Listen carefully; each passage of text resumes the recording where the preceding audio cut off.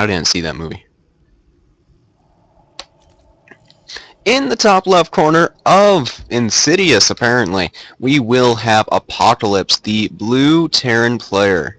And let me look at the time. Okay, not a long replay. Yes, I just did that. We do have the teal Zerg being Blade in the bottom right corner. And now, this is a map that I have never seen. It looks like you have a pretty easy to defend natural expansion with absolute rots bleeding into the natural. I'm not sure if I like that or hate that. Over here we do have the third base, I believe. This is a very awkward third base because again rots, but that they don't seem to be clearing up the entire ramp, so that should be perfectly fine. A little bit of bushes on the side, allowing for those hidden paths of attack. And fourth base looks like it could be kind of hard to secure because there is no straight path. You do have to walk around. And the third base, this could also be the third base for a Zerg, I suppose. I don't know. Either way, it looks like no weird cheese stuff going on here. We will have a drone scout from Blade, which is something that we don't see enough of, and sometimes that makes Zerg players lose very terribly. So I highly suggest it. I do it most of my games that I play Zerg, but I'm not even a Zerg player, so I make mistakes. So if anybody wants to call me out on that, I'll just come up with an excuse. It's what I do when it comes to things like that. It looks like we are going to have a command center first from our Terran players. I have a little bit of a voice crack. And that is going to essentially counter the hatchery first, allowing both players to be on a very high economy game or some form of macro game. To say the least, he is going to build it on the high ground because you do not want to lose to mass lanes early. If you put it on the low ground and he went for a pool first build, you basically just lost the game if he decides to be aggressive with his lanes, because there's no way for you to defend your expansion, and then you've thrown away 400 minerals essentially. Or 550, decided to change it into an orbital while it was still up there, depending on your build order. Do you have gas for the Terran player at least? And that will allow him to tech up a bit. We'll possibly do a mid-game Reaper. Always nice to see those. And there goes the... Where is that third base? That third base is... well, it's over here. Okay. And I guess that's the only third base location that makes sense for the Zerg player. Because if he wanted to work down those rots right here, he could. But that would take quite some time. And I don't know if I would enjoy doing that. And he doesn't have any lanes on the field anyways. He went for that quick third base because of the Terran's command center first. Pretty standard stuff in terms of how Zergs react to things. You do want to have that base ahead, and there's nothing that the Terran can do about it, so why not? That's the main thing here, is why not? Now, a lot of Terrans a long time, or well, not a really long time ago, they were saying, how do I counter this? How do I stop this fast third hatch? The thing is you don't. You go for a fast third command center. It's basically just back and forth. And at the end, three is where that should hopefully stop. But sometimes you can also just go off the two base play, try to harass, and that can be the way that you bring the economy back down to size. Either way, that third base will be up here in just a minute. Factory on the way for the Terran player, and we do have more drones for our Zerg player. He is up by about 4. 2 queens on the way, you know. Pretty standard stuff. They're going to be the sisters here. Do have a bunker already done for the Terran player. The thing is, if there was any lanes on the map, they could start working down on these rots as well and have that hidden line of attack that, I mean, if it comes too early, or earlier than what you would expect at least, then that can really ruin a Terran's day. Lanes going across the map to get some vision. They are going every which way that they can. None of them going straight for the tower, apparently. Unless this one is, and I'm just bad. Oh, okay, I'm bad. Whatever. Do have another queen on the way. The third base is starting to mine a bit. He's actually going for a nice queen count. 2 more. He will have a total of 5, I believe. Yes, indeed. And that will allow him to be safe against any form of Hellbat drop because they can constantly be hitting the medevac. You don't want to lose a medevac in a Hellbat drop, so that will either limit the dropping potential or end it entirely because he might not be able to do enough damage before the medevac takes severe damage, if you see what I'm saying. And now look at this, we do have the third command center coming out from Terran. Where is that? Right here. And that's probably not going to be turned into an expansion anytime soon, but he will be able to stay even, at least in terms of the worker count. And that is what he needs to do right now. So this Overlord will see this. What will the Zerg do in in response? That is the thing that I don't know, really. Once he saw that third command center, he doesn't really change anything here. He doesn't have any drones going out to make a fourth base or anything crazy. He does have a Roach Warren on the way, though, and that will keep him safe against Hellions, Hellbats, and such. 4 Hellions are going to be moving across the map, but they will be seen by the Watchtower from the Zerd player. Why is there... What? I'm sorry. What? So that's a thing. That is the ultimate form of harassment right there. It looks like the Hellions are going to go into the third base of the Zerd. They're going to run into a Queen and a Spine Crawler. One of them will be picked off very soon, but they did get at least a couple of drone kills there. 4, 5. Will they get any more? No, a total of 5 drones have died, though. One of them being at the front over here, I believe. So only 4. I want to say 4 were killed there. And so that's pretty good for their Terran player, only losing 1 Hellion for 4 drones. That works in minerals, and that works in larva as well. So he does have the 1-1 upgrades coming out from Mr. Apocalypse, also with a couple of roaches, did I see in the production queue, I believe? Yes, yes indeed. And that will stop any form of Hellions coming from that way. We do have a... What is that Widowmine doing over here? I don't know. That could actually do some damage. What is right here? It looks like we have a Zerdling. Everybody, that Zerdling... He is a bit of a nuisance. These Hellions are coming down. They didn't want to be... They were on their coffee break, and now, look at this. Now they just can go back, though. The Orbital Command does land. We do have 4 Barretts on the way, as well as that Stim finishing up. He will be going full bio into this as well. Wow. As well as having Widow Mines. And that's a really hard composition to beat until you tech into those Ultralisks. It looks like we will have the Baneling Nest on the way, which will, of course, help so long as the Banelings don't all get blown up by a Widowmine like we saw in the last game a couple of times, actually. The Metal Belt boost also on the way, which I'm surprised he did not get that sooner, but he hasn't really needed it at the same time. He only has a handful of lanes on the map, still only about 3, and he has 3 roaches on the map. He doesn't have much of an army, but he doesn't really need it.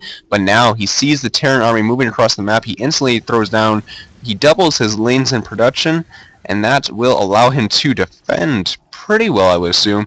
A handful of Marauders are here. As long as the Widowmines don't get really to Knets, the Zerd should be fine here. It's all going to come down to that and the surround. 5 Banelings are in production, but where are they? They need to be here now. These lanes don't have speed either. But here comes the Banelings. They do hits on the Marauder. They do clean out the Marauders for the most part. There are no Widowmine hits left. And actually these units, if they run into the Spine, that Spine could basically one-shot every unit in this army except for the Marauder right now. So there's some food for thought. Yeah, it actually does 25 damage, but they're going to be out of range of their Spine, and they're doing a lot of damage to this hatchery. If he loses the hatchery, Zerd is going to be in a bit of a bad spot, but he overstims, and now the Terran armies, every single unit dies in 1 hit.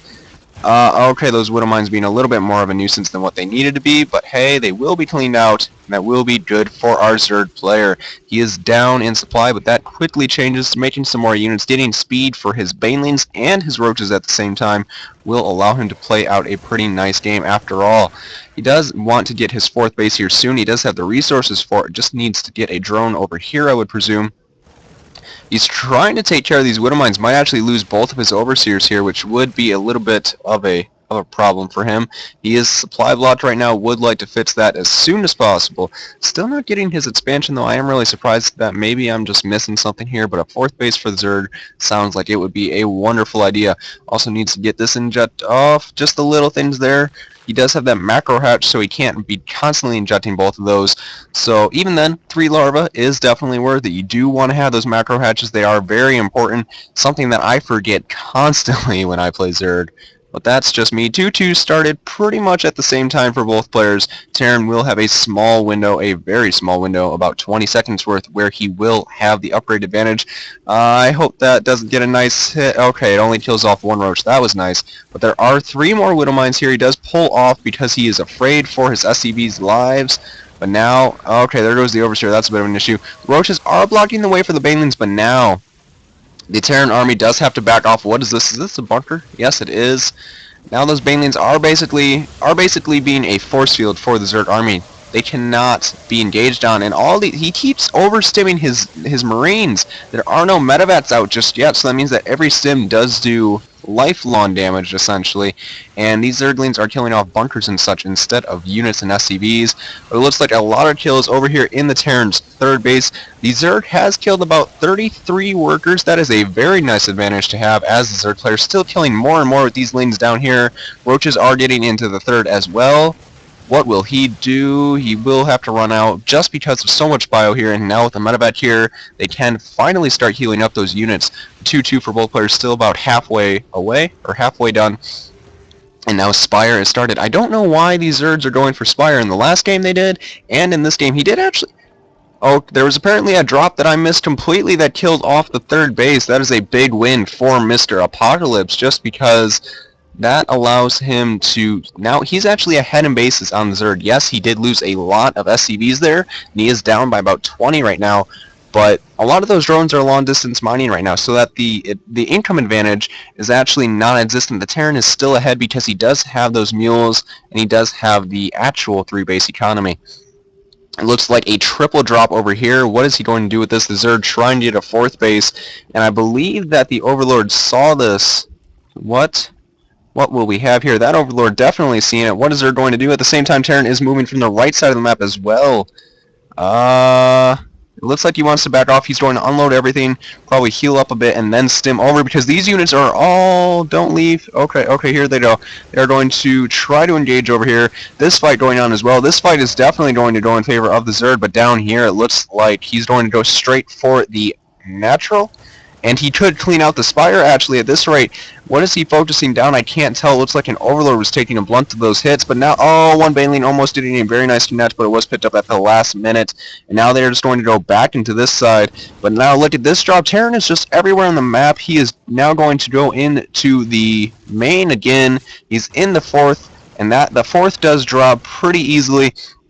And now the Zerg army can't be everywhere. That's the thing. With Mutalisk coming out on the map, though, they will be able to clean up the metavats, and this drop will stop. But at what cost? He did lose the 4th base. He did lose his 3rd base earlier, and Terran did have a 4th command center coming up earlier, but it was taken out in the Zerg attack.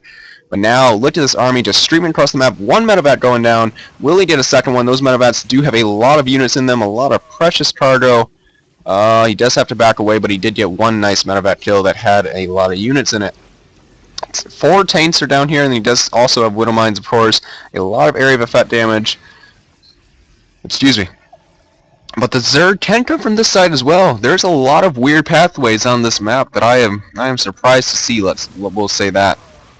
So actually this engagement happening over here, and now the Mutalisks are caught in this Marine army. They are focusing down the metavats though. There's not enough here to deal with these Marines and actually clearing out every single roach, but he did get most of the metavats, but the Mutalisk count not being too very high. He does pull back with the rest of his units. Thor production has started.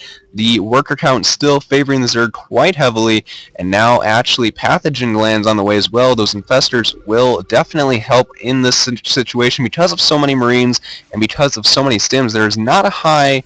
He took out a lot of the metavats, we'll say that. And while a lot of metavats are being produced right now, they can be focused down pretty easily by those Mutalisks.